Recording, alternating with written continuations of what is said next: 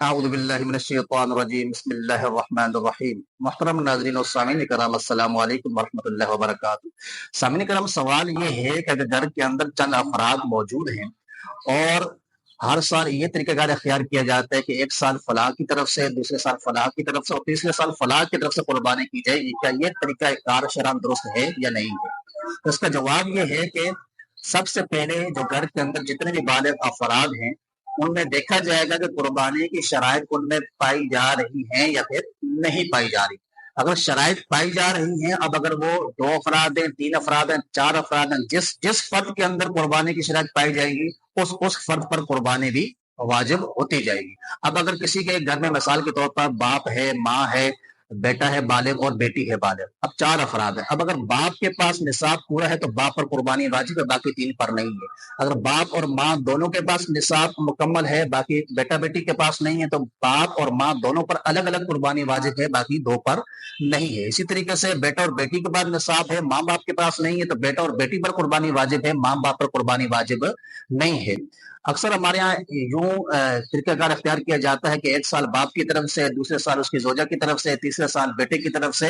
تو یہ طریقہ کار درست نہیں ہے، بلکہ جب بھی ایام قربانی آئے تو ہر شخص یہ دیکھے کہ اس کے اندر قربانی کی شرائط جمع ہو رہی ہے یا نہیں ہو رہی۔ اگر شرائط جمع ہو رہی ہے تو تب آپ پر قربانی واجب ہے، بصورت دیگر آپ پر قربانی واجب نہیں ہوگی۔ آپ اگر کریں گے تو قربانی آپ کی طرف سے نفل کہلائے گی۔ اکثر ایسا بھی دیکھا جاتا ہے کہ اگر گھر کے اندر بڑا سربراہ ہے، والد ہے، اس پر قربانی واجب ہے، لیکن وہ کیا کرتے ہیں، ایک سال تو اپنی طرف سے کر لیتے ہیں، دوسرے سال اس کا دل چاہتے ہیں اپنی زوجہ کی طرف سے کروں، اپنے بیٹے کی طرف سے کروں، بیٹی کی طرف سے کروں۔ اب اس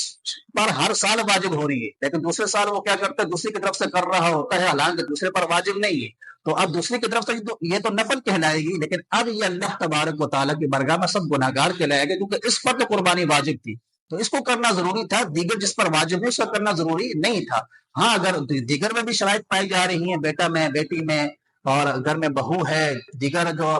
زوجہ ہے اس کی، دیگر جو بھی افراد ہیں، تو جس شخص میں شرائط پائی جائے گی اس شخص کا قربانی کرنا کیا ہے، واجب ہے۔ اکثر اوقات گھر میں 4 افراد میں شرائط پائی جا رہی ہوتی ہیں، 4 قربانیاں واجب ہوتی ہے، اور ہم ایک قربانی کر کے بری ذمہ ہو جاتے ہیں، اور باقی 3 جو ہیں وہ اللہ تبارک و تعالیٰ کی بارگاہ میں کیا ہوتے ہیں، سب گنہگار ہوتے ہیں۔ اسی طریقے سے نبی اکرم صلی اللہ تعالیٰ علیہ وآلہ وسلم کے اصال ثواب کے لیے ہدیتن کی جاتی ہے، اور مرحومن کے اصال ثواب کے لیے کی جاتی ہے، تو اس سے پہلے اپنا دیکھ لیا جائے کہ مجھ پر قربانی واجب ہے یا نہیں ہے، اور سب سے پہلے واجب ادا کیا جائے، پھر اگر اللہ تبارک و تعالیٰ نے آپ کو طاقت دی ہے، استطاعت دی ہے، تو نبی اکرم صلی اللہ تعالیٰ علیہ وآلہ وسلم کے لیے ہدیتن اور دیگر مرحومین کے اصال ثواب کے لیے بھی آپ کر سکتے ہیں۔ اس پر بھی اللہ تبارک و تعالیٰ آپ کو اجر و ثواب عطا فرمائے گا۔ اللہ تبارک و تعالیٰ ہم سب کو عمل کی توفیق عطا فرمائے۔